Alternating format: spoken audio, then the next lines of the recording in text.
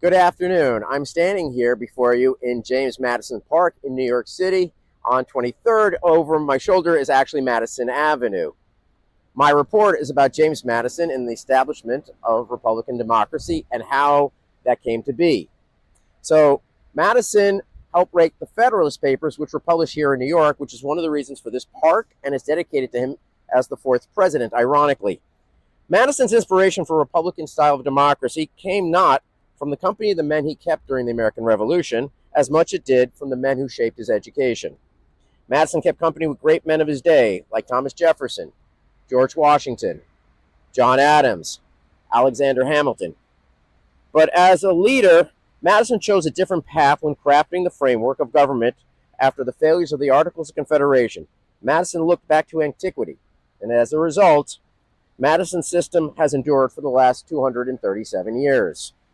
As historians, we acknowledge that great ideas are rooted in previous great ideas, but sometimes it takes the right man at the right time to make those previous ideas work. Madison was just such that man. Concepts of democracy go all the way back to the 5th century BC in Athens. But the city was not ready for a representative democracy. The Roman Republic was the first republic, but it too was not ready. Genghis Khan created the greatest empire the world had ever seen up to that point. Yet, his people were too tribal, and based on tribal mentality, they could not establish a confederation that would last. Even in colonial times, Benjamin Franklin suggested the Albany Plan, but he too did not have the timing behind him. So why did Madison succeed? James Madison was the Secretary of State under Thomas Jefferson, as well as the fourth President of the United States. But Madison's greatest contribution may have been as the architect of the Constitution. A close examination of the U.S. Constitution reveals that it is a document based upon many classical historical works that Madison studied when he was in college, as the basis of the vision he had for representative democracy. Madison had plenty of contemporary literature available to him in the form of pamphlets that went back to the early 16th century. That was one of the things I found very exciting and unique when I did this research, that there was a lot of contemporary research around Madison he could have drawn from. It would be unfair to claim that Madison's vision for representative government was solely influenced by his schooling and his teachers. Both Oliver Cromwell's reign and Shays' Rebellion each had a part in Madison's desire for a new model of government to replace the Articles of Confederation. Madison wanted a framework of government that included a system of checks and balances to avoid that new government from descending into a monarchy. At the same time, Madison wanted a mechanism to protect against a new form of government becoming an oligarchy. Just as in The Patriot, at one point, the question is asked, why should I trade one tyrant 3,000 miles away for 3,000 tyrants 1 mile away? By including a separation of powers between the federal, state, and local governments, Madison was able to achieve this balancing act. James Madison attended the College of New Jersey from 1769 to 1771. We now refer to this as Princeton. He spent a great deal of his time studying under Reverend John Witherspoon. It was Witherspoon who turned Madison on to the philosophy of the Enlightenment. This, in turn, would expose Madison to everybody from Aristotle to Hugo Grotius and John Locke. Aristotle's great work is Politics. And in that, Aristotle gives us this idea of a community. The opening line from Aristotle's Politics would have been familiar to Madison. Many of the ideas Madison would ensure become part of the U.S. Constitution are mentioned here. Citizens should share in government, and a variety of office should be held by those citizens. These are direct proofs of ordinary citizens should take part in the governing in a representative democracy. Citizens should both vote and campaign in elections. Free election should ensure that it's watched over for the public interest. All should have a share in government. The idea of a constitution as a living, breathing document that changes with times come from here. The concept of amendments is here. Quote, even when laws have been written down, they ought not always to remain unaltered. Aristotle wrote about several ancient forms of government, including the Spartan constitution, the Athenian democracy. Aristotle refers to an oligarchy as one being appointed for life, something Hamilton's view of republic government Adams rejected. Aristotle warned against political unrest. This would have influenced Madison as well. Aristotle said that revolutions in democracies are generally caused by the interpretance of demagogues. Therefore, facilitating a checks and balances, a separation of power, helps prevent this and ensures a constitution's success. When it comes to the constitutions of Athens, we see that there were earlier constitutions that Madison drew from. There were over 158 of these. In the second half of the constitutions of Athens, we have the description of the city courts, of citizens' involvement. The most telling line in this document is, quote, "The point is indeed who rules. The Constitution is called democracy because governance is in the control of the masses," end quote. This provides us with an early example of a republic, since the election was the way of choosing your representatives in ancient Athens. Now we switch to the Roman Republic and the history of Polybius. In Book 4, Polybius was focused on the Roman Constitution. To Polybius, the Roman Constitution was a combination of Greek and Roman ideas. This was done to give credence to the Romans because they looked to the Greeks as the great orators and origins of what they were trying to create.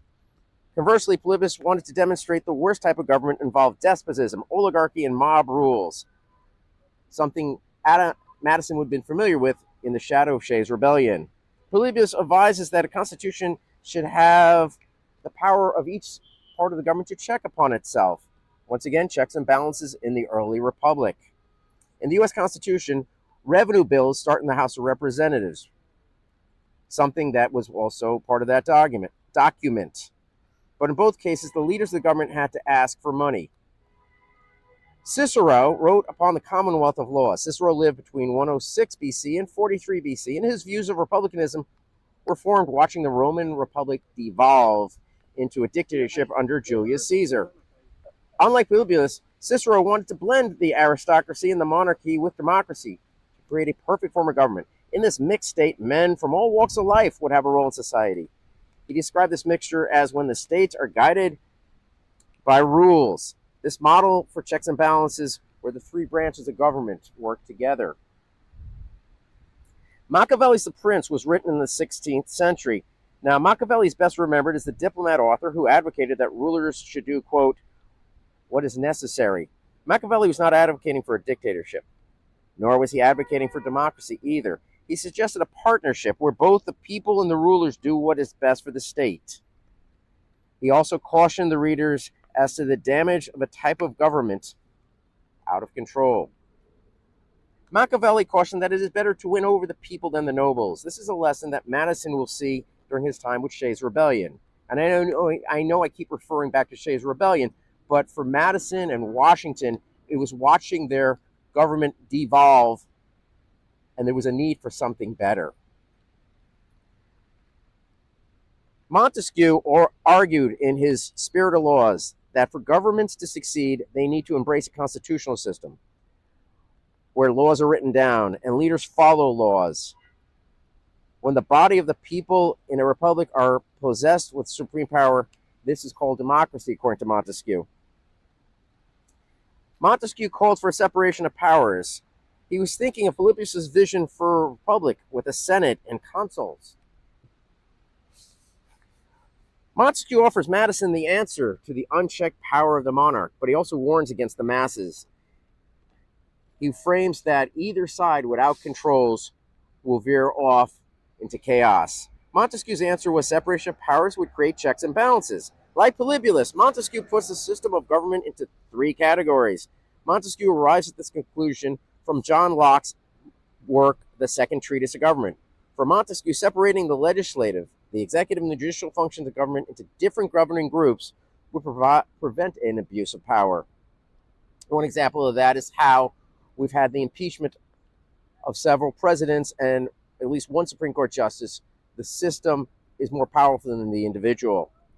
Now, Madison's teacher was a big fan of David Hume, and Hume wrote about the social contract in his treatise of human nature.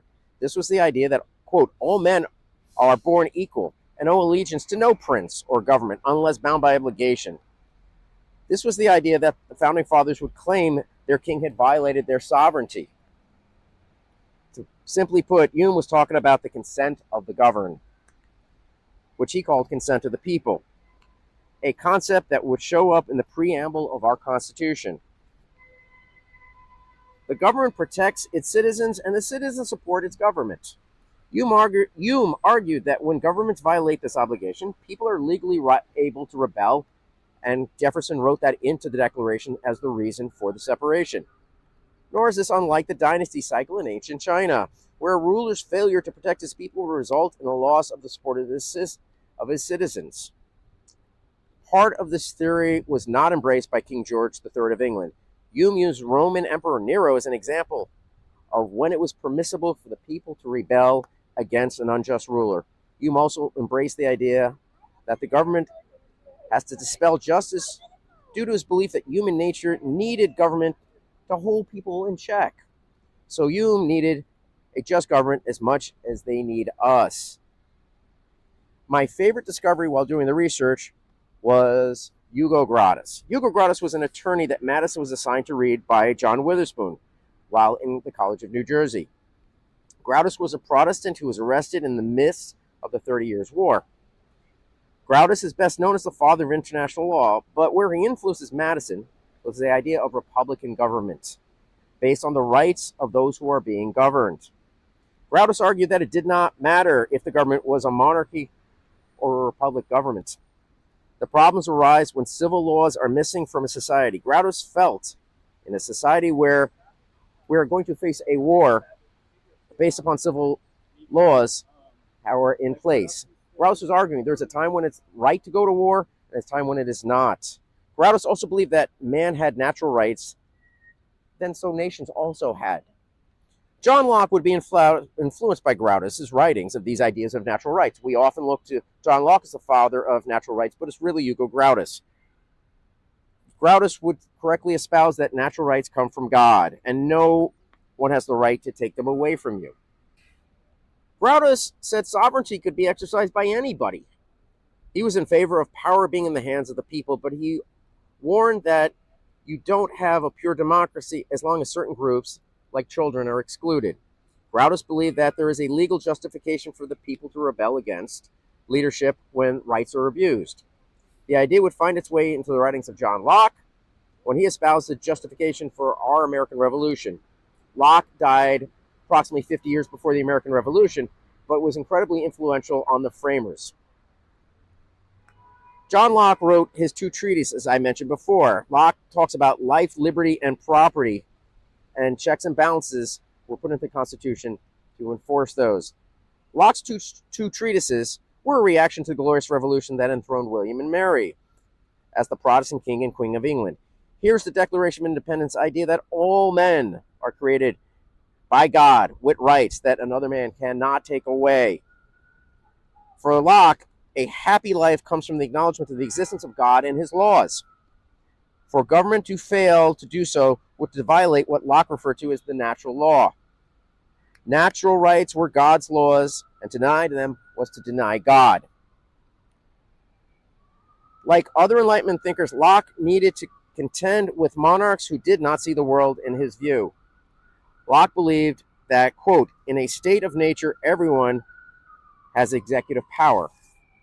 Locke believed that a contract between the monarch and his citizens could be a substitute for a republic.